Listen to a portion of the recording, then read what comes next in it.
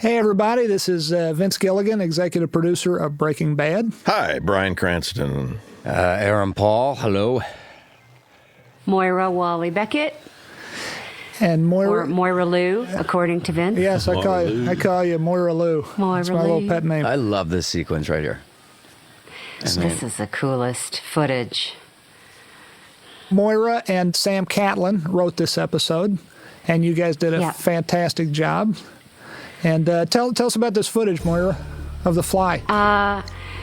We found this footage by an enthusiast had posted it on YouTube, and we were cruising through on the internet trying to find some interesting footage of actual flies to bring us up to speed on When the you say episode. that, an enthusiast, a fly enthusiast? A fly enthusiast. Wow. And Just love flies. yep. And then, So, that stuff's hard to shoot, too. You got to use a microscope. I mean, it's really tricky. Yeah, it was a heck of a thing. I love this cut coming up. I love this cut. Mm-hmm. That is a great... Yeah, Ryan Johnson. Ryan Johnson, lovely young man, much. excellent director. This is the first time we've worked with him. He is a This was his first episode of television. yes, Yeah. and he He's is a feature guy. He's a feature guy. He's immediately hit pause on this, rent or buy the movie Brick, and also the movie The Brothers Bloom. Both movies he has written and directed. Terrific movies. And a fun energy. And that's also important. You could be a terrific talent, but when you have to work in a fast pace, in an environment with a lot of people, personality means a lot. It's true, and I love. You know, we shoot in Albuquerque, New Mexico, and I love that he had so many visitors come to set. You know, like family members drove out and like hung out on set. That's cool. It was great. Yeah, he comes from a really great family. But Ryan's energy, he's so unflappable. Yeah. He's relaxed, but he's precise. And that's exactly what we needed when you're trying to shoot an episode like this, what we call a bottle episode, that's all on one location, essentially. Yes. Yeah. I think that's interesting. Do you want to We should speak to talk what a about bottle that. episode is and what it means? Yeah, do you want to? Yeah, go ahead. You go ahead. Okay. Well, there's a number of reasons why a series has to, on occasion, write a bottle episode, and it often has to do with cost. And so you try to write an episode that doesn't have any locations out, so that we can shoot the most economically within the sets that we already own on our stages. And we took that idea, and as we are wont to do, took it to the extreme and thought, not only are we going to shoot a bottle episode, but we're going to shoot an highly unusual episode basically on one location for the entire thing. And that was the task that we set for ourselves.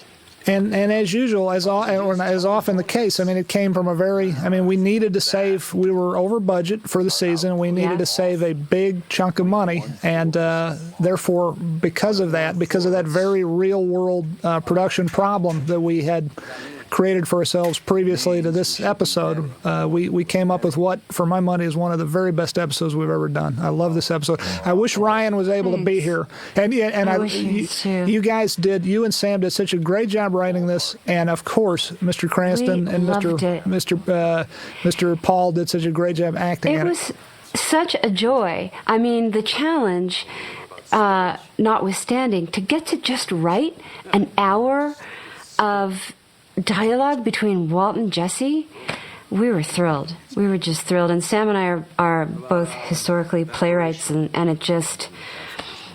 it was just the best undertaking ever. Yeah, and it felt like a play. It did. It really felt From like an actor standpoint, it felt like a two-character play. Yeah. Yeah. Great job. Ryan is in the middle of shooting, I believe, a science fiction movie of his own devising that he wrote. I believe, as we speak, they're shooting in he wrote it. Looper, shooting in, I believe, in New Orleans. And otherwise, it's really cool. Yeah. I read it. Yeah, it's really great. cool. Oh, cool! I didn't know you read it. I want to read it. Yeah. Yeah. I have it. Oh, shit. I was very flattered. He actually asked me to read it for notes or in an early draft. Oh, wow. It's really well conceived. It's out there. It's great. I bet it's great. He's very, very talented. There's so many things I wish you were here to talk about. He wanted to be here. Like that shot you saw a little ways back when Jesse was scraping away with the scrub brush on the. Oh yeah. The brush cam. Was that there was Brush cam. a little video camera mounted to your brush when Yeah. Yep. Specialty shot. Awesome. Ryan, I mean, most directors, they certainly prepare a shot list and everything, but Ryan had a whole notebook with little hand-drawn pictures, like a flip book with every single shot, angles, pictures, little details written down. Yeah. Super detail And, oriented. normally with directors in episodic television, they will come out an episode early to prep their episode and then shoot, but he came out 2 episodes early so he could shadow a director because he's never done TV before, and so he was out in Albuquerque for quite some time. That's great. That's right. All that I've forgotten preparation that. paid off. Yeah.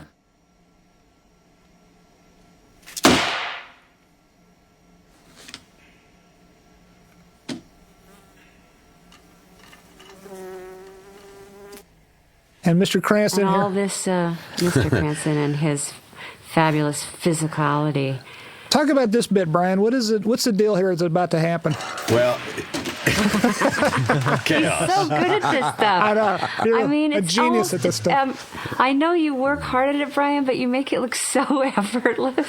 Well, a lot of this is there is no fly, Right. And so you're just Right. imagining it, and the fly. Oops. That's one of my favorite moments. He came up with that. That was great. Yeah, Brian came up with that.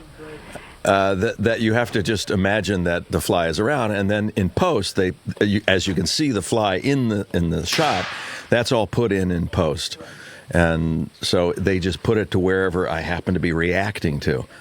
Excellent. And this thing coming up here, you did this like you every whack your single head. time and made it look like it hurt.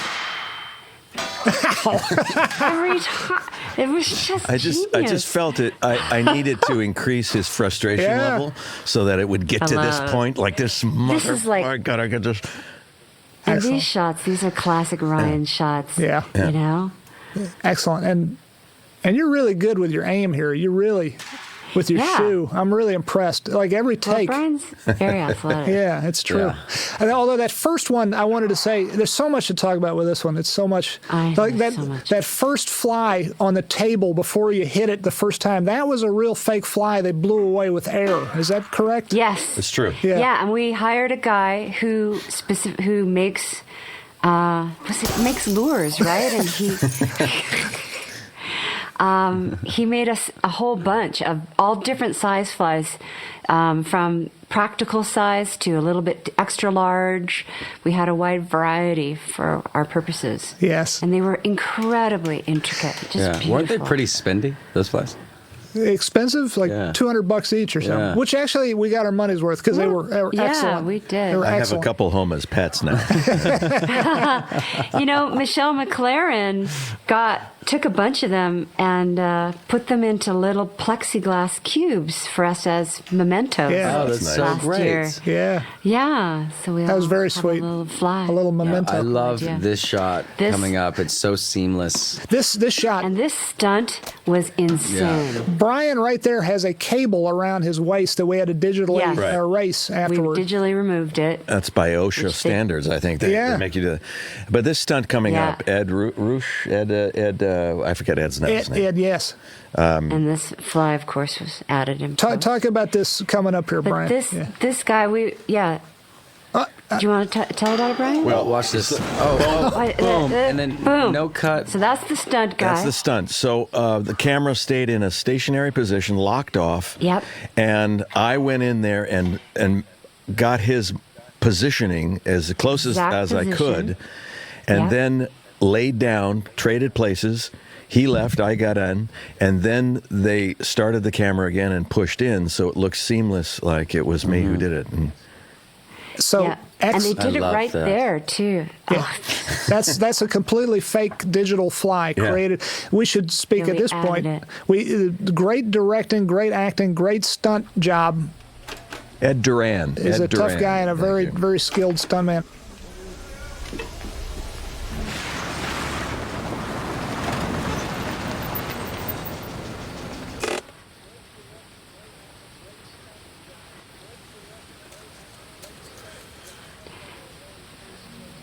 And then the last piece of that puzzle is a gentleman named Matt Beck and his amazing crew of visual effects artists. Matt used to work with me on the X-Files years ago, and he's a very talented individual, and he and his guys did that seamless transition there. And they also did all the all the computer-generated flies, like the one you just saw land on Bryan's glasses, and then also all the little tiny fly flying around. All that stuff was done digitally. No, that Jane. That was one of my particularly favorite pieces of scoring, also. Yeah. Porter. Dave Porter, our composer, always does such amazing work. And his music is very spare, but always wonderfully tasteful and evocative and emotional. Yeah. We have had a series of fortunate accidents on this show, and I think this show represents that. Moira talked about it before, the challenges of working in this kind of context where it's you're confined because of budgetary restraints. I don't know if, I mean, you were asked too, as our executive producer, Sony, and you were talking about finances, and the marriage of art and finances has always been a precarious one. And what was your reaction to that when they asked you about, would you consider doing a bottle show? Would you do this? And were you for it initially, or? I am not against it philosophically. I just it's tough. It's tough enough to do an interesting, exciting show that ranges over many locations and whatnot. But when you add the extra stricture of having to have it take place all essentially in one spot, just makes the job tougher. I was not against it philosophically, but I was nervous about it. I was thinking, we all were, all the writers, Moira and Sam and all of us writers. Yeah. When we came up with this, we didn't think it would work necessarily. None of us were 100% sure that it would work as an episode. So unusual. Yeah. Just such a departure. Yeah.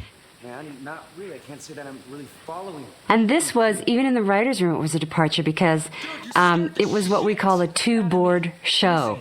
Normally, we board out on, with our index cards, what the whole episode is going to be. This had so much detail because it was so play-like that we unprecedentedly used two whole boards, which almost made Vince's head explode. I'd never seen that before. That was pretty crazy. It was crazy. Why?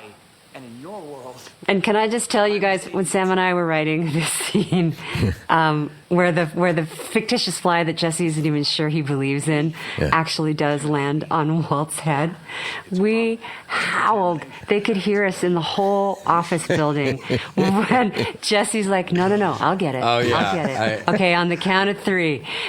And he goes, one, and then he doesn't wait. Just clocks him. It was so much fun to do.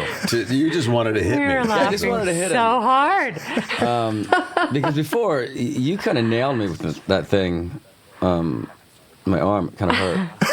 So I'm like, but as a character, as Jesse, like hitting Wall, is just, I really got into it. Well, that's another. It's magic. Another one of the happy accidents that this episode seemed to have a lot more levity naturally built into it, like that, and I know you don't plan for that. I don't think you can say, let's make this episode funnier. No, it's just the circumstances that these two characters found them in created an opportunity for some humor. Yes, absolutely. Exactly. That's perfectly said. Yeah. You guys are so good here. And throughout this whole episode, you guys are so good. Wait for it. Wait for it, yeah. He can't even finish his sentence. Yeah, I know. He's so focused. Consumed. What is your fly saber there? What is it made out of? The fly saber. It was like a tube that they actually from like wrapping paper. Okay. Right, the inner tube. Right. Yeah. And then wrapped with foil And a hanger. and more like saran wrap And tape. and duct tape. Yeah. Let me ask you Duct something. tape. What the hell do you have wrapping paper in a meth lab for? Hey. No. We were imagining that it was the tube from the foil container. That was a tube joke. from the foil That was a container. joke. Yeah. Perfectly logical. Perfectly logical. Classic Ryan shot again. That moving shot. Ryan is such a good editor, by the way, and Kelly Dixon, who edited this episode, who did a marvelous job, as she always does excellent work as always. She told me a story. Ryan said to her one time, sitting on the couch behind her, he said, "I'm going to make all your dreams come true now, Kelly." And she said, "What does that mean?" And he said, "Stand up." And she stepped out of the way, and he sat down in her chair and started running the Avid for her. The Avid, the editing computer we cut all our episodes on. So, he knows how to run that thing. I look at that thing, it's like I might as well be on the space shuttle Atlantis or something. Exactly. I don't know what the hell I'm looking at, but I wouldn't, I would tell Kelly to walk away. well, no, she liked it. She was tickled by it. She got a kick out of it. Yeah, she got a kick. He did a couple scenes. I've not even seen the thing. Maybe your positive pressure blew it out the door or something. No. But Kelly definitely edited this episode, as does Skip when he edits his episode. We are blessed with two of the very best editors in the business, and they really put these things together marvelously. Yeah. Or you can help me. But you are right. We are running out of time. So I need your answer right now. Was that like a fake bag or a real bag that you were holding there all that time? That's Was it a real light? bag. That's not light, no. It's heavy. Okay.